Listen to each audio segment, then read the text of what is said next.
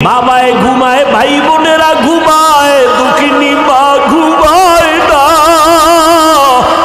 মাথার কিনারায় বসে বসে পাহারা দেয়। ও মা, বাবায় ঘুমায় গেল, ভাই বোনেরা ঘুমাইলো, তুমি কেন ঘুমাও না? মা কয়, বাবা তোরে রাইখা আমার চোখে ঘুম আসে না। তুই রাতের গভীরে কখন মা বলে যদি ডাক দাও, আমি মা সাড়া না দিতে পারলে কষ্ট পাবো। যেখানেই থাকো এমন একটা দিন নাই মা টেলিফোন করে খোঁজ খবর নেয় না। আজকে যার মা নাই বাবা নাই, বড় এতিম, ওর কাছে জিজ্ঞাসা করো মা বাবা কত বড় সম্পদ। ঈদের নামাজ পড়িয়া যুবক ছেলেটা কবরের কিনারায় হাউমাউ করে কান্না করে।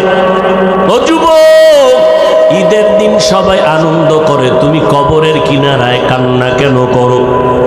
যুবক বলে, ভাইজান গত ঈদের নামাজে আমার আব্বাকে নিয়ে এক যায় নামাজে ঈদের নামাজ আদায় করেছিলাম, আমার মা মাথায় হাত দিয়ে আদায় করবে। ও সন্তান, ওই মা বাবারে যারা এখনো পাইছো দোয়া নাও, মা বাবার থেকে দোয়া নেওয়ার চেষ্টা করো। আর যার মা বাবা কবরে দুই ফোঁটা চোখের পানি ছেড়ে একটু দোয়া করিও রে বাবা। ওই মা বাবায় কত দোয়া করেছে তোমার আমার জন্য, এখনো সময় আছে, বেয়াদবি করবা না।